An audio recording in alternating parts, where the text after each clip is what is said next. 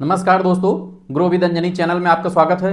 दोस्तों, आज का जो हमारा क्वेश्चन है, जो टॉपिक है, वो आपके जो क्वेश्चन था ये दोस्तों यही है कि 1 लाख रुपया 20 वर्षों के लिए लार्ज कैप फंड में डालूं या मिड कैप फंड में डालूं या स्मॉल कैप फंड में डालूं, 20 वर्षों में कितना बना देगा। यह दोस्तों क्वेश्चन था हमारे व्यूअर का। तो आज हम इसी टॉपिक पे जानेंगे, समझेंगे और ये जानेंगे कि कौन सी कैटेगरी इन तीन, जैसे कि हमारे व्यूअर का जैसे कमेंट था कि सर ये 3 कैटेगरी है, इन तीनों कैटेगरी में सबसे ज़्यादा मतलब कौन सी कैटेगरी है जो सबसे ज़्यादा आपको 20 सालों में रिटर्न दे सकती है। तो दोस्तों आज हम इसी टॉपिक पे, इसी क्वेश्चन पे हम देखेंगे कि 20 साल का हम पिछला पास्ट डाटा देखेंगे। दोस्तों पिछला पास्ट डाटा अगर हम किसी फंड का देखेंगे कि कितना रिटर्न बना के 20 साल में दिया है, तो यहाँ दोस्तों हम आज तीनों देखेंगे कि लार्ज कैप फंड कितना बनाया 20 साल में 1 लाख का लमसम, और मिड कैप कितना बनाया है 1 लाख का लमसम, और स्मॉल कैप फंड ने 20 साल में कितना बना के दिया है। तो दोस्तों जो क्वेश्चन था व्यूअर का कि सर मैं किस फंड में डालूं, बड़ा कंफ्यूजन होता है कि हम कहाँ इन्वेस्ट करें, कहाँ ना करें, किस फंड में जमा करें, किस फंड में ना करें।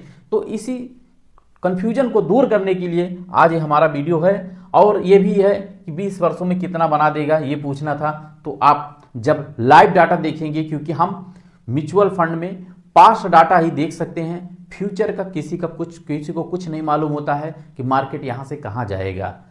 तो यहाँ दोस्तों और पास्ट का जो डाटा भी होता है वो किसी फ्यूचर रिटर्न की कोई गारंटी नहीं होता, क्योंकि म्यूचुअल फंड में रिटर्न की कोई गारंटी नहीं है। इसलिए एक आइडिया, एक आंकड़ा आपको मिल सकता है पास्ट परफॉर्मेंस से। तो हम चलते हैं दोस्तों पास्ट परफॉर्मेंस की तरफ। और दोस्तों आपको हम बताना चाहेंगे कि ये मेरा वीडियो आपके एजुकेशनल पर्पज से है, मेरा किसी भी प्रकार का फंड का रिकमेंडेशन नहीं है। जब भी आप अपना इन्वेस्टमेंट करें तो आप अपने फाइनेंशियल एडवाइजर से सलाह लेकर ही करें। तो दोस्तों चलते हैं हम अपने टॉपिक पर। यहाँ दोस्तों देखें कि हम अपने चार्ट पे आ गए हैं। यहाँ हम देखेंगे कि पहले हमने लार्ज कैप सेलेक्ट किया है कि अगर हम 20 साल में लार्ज कैप फंड को अगर हम सेलेक्ट करके देखें तो यहाँ दोस्तों जो फंड है वो आपके 20 साल पुराने, यानी कि आज के 20 साल पहले जो फंड थे उन्हीं वही आज यहाँ पे हैं, और जो इसके बाद में आए हैं वो यहाँ पे नहीं शो कर रहे हैं। यानी कि टोटल जो फंड हैं वो 14 फंड हैं।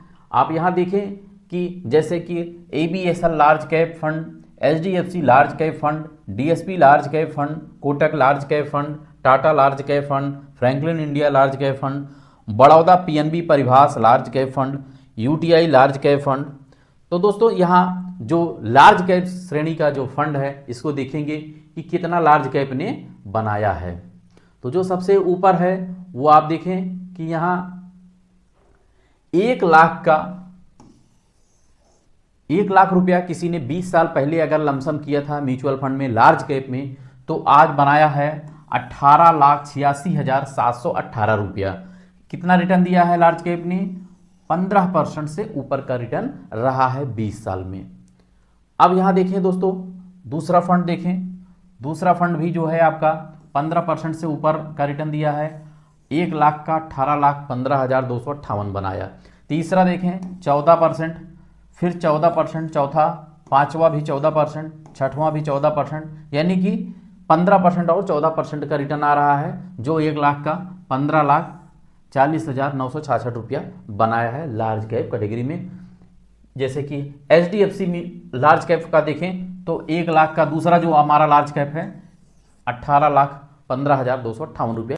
अब दोस्तों यहां हम देखेंगे मिड कैप कैटेगरी ने कितना बना के दिया। मिड कैप कैटेगरी 20 साल में 1 लाख का कितना बना के दिया है। यहां हम देखेंगे 4-6 फंड देख लेते हैं मिड कैप में। मिड कैप में पहले आप देखें कि कौन कौन से ऐसे फंड हैं जो आज के 20 साल से कंटिन्यू चल रहे हैं। Sundaram mid cap, Nippon India growth mid cap fund, HSBC mid cap, ABSL mid cap, ICI Pru mid cap, Franklin mid cap, UTI mid cap, SBI mid cap. तो ये सारे मिड कैप के फंड हैं जो mid cap 20 साल पहले थे, यानी कि टोटल कितने फंड थे, 10 फंड थे मिड कैप कैटेगरी में। तो मिड कैप में हम देखेंगे कि कितना रिटर्न बना के 20 साल में दिया है। अब दोस्तों यहाँ मिड कैप में आए, फर्स्ट सेकंड थर्ड राउंड में देखें कि जो आपका 1,00,000 रुपया इन्वेस्ट था वो 20 साल में 30,69,539 रुपया 18% से ऊपर का रिटर्न रहा है। अब दोस्तों यहां आप एक अंतर ये देखेंगे कि लार्ज कैप में जो सबसे हाईएस्ट था वो 15% से ऊपर का था, यहां मिड कैप में आपका 18% से ऊपर का हाईएस्ट है। तो आप देखें कि लार्ज कैप ने कितना बनाया था, मिड कैप ने कितना बनाया 20 सालों में, तो एक अंतर आपको इससे क्लियर हो जाएगा। और दोस्तों दूसरा जो 1,00,000 का फंड है, दूसरा कौन सा फंड है, निपॉन इंडिया ग्रोथ फंड।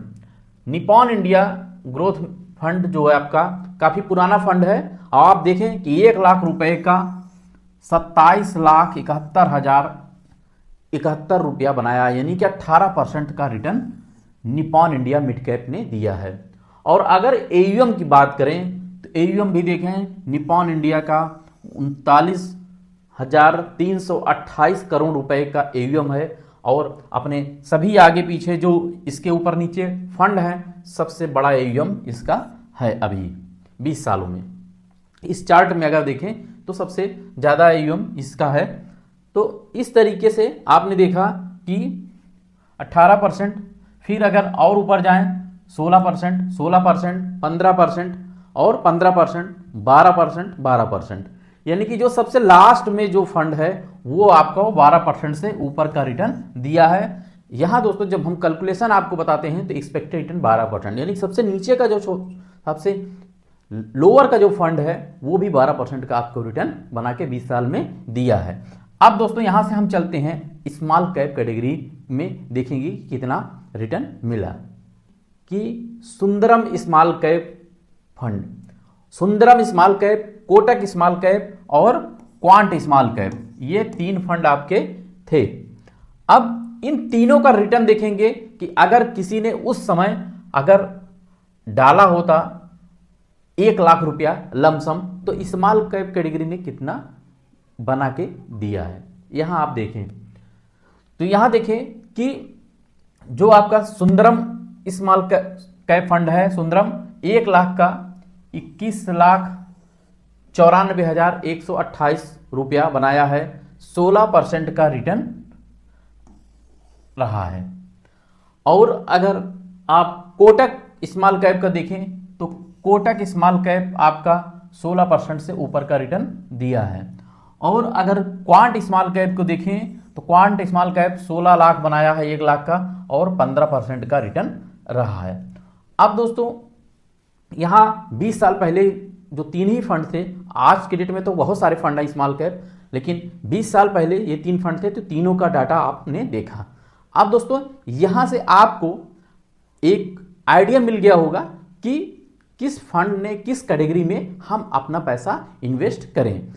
दोस्तों ये पास्ट का डाटा है, पुराना, तो आप एक आइडिया इससे ले सकते हैं। बाकी कोई गारंटी नहीं कि हाँ ये जो रिटर्न है ये रिटर्न आगे फ्यूचर में मिल सकता है।